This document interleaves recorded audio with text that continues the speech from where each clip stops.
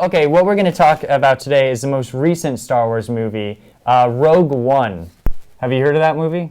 I've heard of it. I haven't seen it. I heard that the puppet acting is phenomenal, though.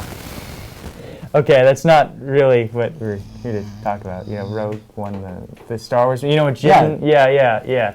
Okay, so basically, Rogue One is... Now, there's a lot of... Okay, I guess I should address the elephant in the room first off, in that we already did a Basement Dwellers episode on this before. So, I know I'm sorry, I just really want to get this off my chest, because a lot of other idiots out there think that this movie is better than Episode 7, and it's not. So I'm going to basically tell them now why their opinion is wrong, and please send all your complaints to www.gofundme.com/basementdwellers. All right, great. So I guess I should give a little background on Rogue One. So basically, there's this guy, John Knoll, who worked with George Lucas before. John Knoll? John Knoll. Knoll or gnome? No. He looks like a gnome. Like a grassy knoll. John Knoll. Like Lord of the Rings, like gnolls. No, those are the hobbits. No, like they live on knolls. Like the hobbit. Hills. No, like N, like K. Yeah. So he works with George Lucas basically, and he's like a technical guy. And you know how like 50 Shades of Grey started as like Twilight porn, basically. For those of you who don't know what porn is, it's like hentai without the tentacles. And so, basically, John Knoll, what he did was he wrote like these like basically fan fiction stories about Star Wars and about like the backstory of how they stole the Death Star plans. And George Lucas, of course, being the the childish guy, son of a is, he thought that it was a good idea to turn that into a movie, and then Disney picked it up, and basically that's how we got Rogue One. So Rogue One is basically the product of some weird basement dwellers, not like myself, of course, I'm a respectable guy, some guy's own fantasies about Star Wars. In fact, I actually had the fan fiction here. This is how it actually started out. So can you please, sorry, the pages are a little sticky. Thank you. Can you please read the... I love this dress, he says again. I bet you do. She grabs him by the hair and pulls his head down to her breast. Actually, I'm going to save that for later. Yeah, let's move on then. You got that from your sister's closet? So basically, what I wanted to talk about is people think that this Rogue One is better than I have a question. Episode 7. I have a question. Yeah. Who is Rogue? Who's going rogue? It's the name of like the rebels. Is George Lucas going rogue? I mean, I don't know. Does the audience go rogue? Who goes rogue?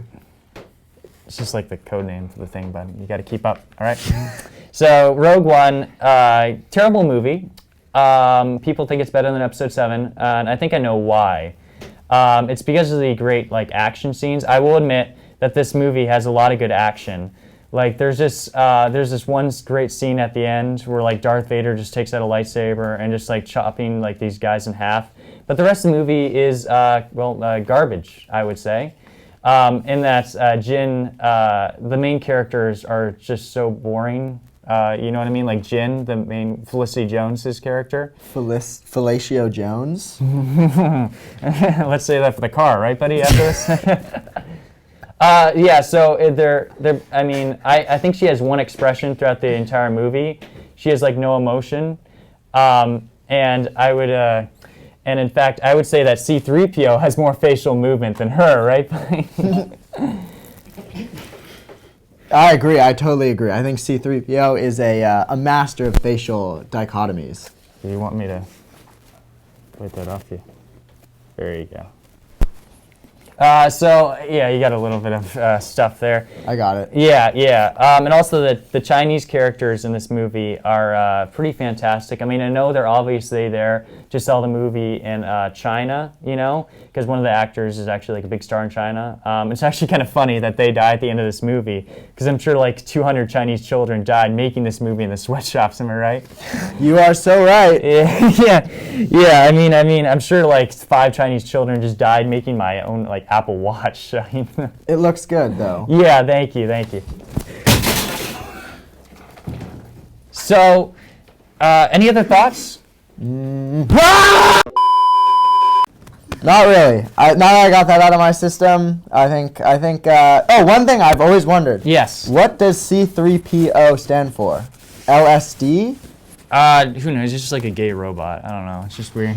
He's a gay robot? Yeah. Also, yeah. what is R2-D2's gender? It's actually funny because in The Phantom Menace, Anakin Skywalker built C3PO to do like household chores for a single mom. But let's just say I think a C3PO served more functions than that to his mom. Oh. Ouch! Am I right? Yeah. That was yeah, and I know a lot about Star Wars because my grandpa actually taught me two things, and that's Star Wars and how to French kiss. Two valuable skills, my friend. Two invaluable skills, indeed. God bless him. God bless him. May he rest in peace. Yeah. A lot of suppressed memories there. It's okay. We're in a safe space. You can let him out. You know, I actually dreamed that he was chasing me around my house with like a limp pickle the other night. You know what a limp pickle? A limp pickle. I don't know what that means. I think that means you have some Freudian repressed memories of your mother. Freudian? Like You know, Sigmund Freud. Oh yeah, like the master of illusion. Like the Freudian slip. Like take off your shirt. Freudian slip, Ha ha ha. Yeah. That's funny. Yeah. All right. So I think that about wraps it up. Now, what after learning about Star Wars, what do you think about it?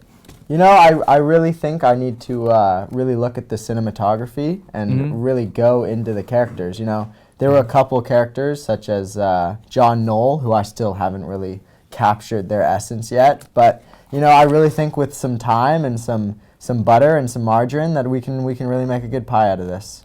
Close enough. He's not a character. He's kind of the producer.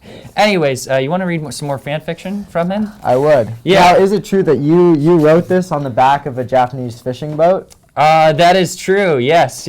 When we I get back from I love the Japan. Platoon, hours. Tatooine. Tatooine. Desert planet. Yeah, what an idiot, right, guys? Yes, All right. Yes, Captain. The title draws the curse out of the Caspian Sea. Yes, Cassian. Pulls out, slams her in the bed. You can stop now. R2-D2 rubbed his shiny cock on her. I'm just going to take that back. I'm going to say that for later. I'm just torqued out of my mind. That's a good idea. Wow, that was pretty bad. That was worse than the Israeli-Palestinian conflict. Can we stop this now? Well, this has been a good episode of your host, Brock Salzman, and this earwax-covered Stalin Q-tip, but we'll be taking off now. Yeah, go screws. Let's get to this. Yeah.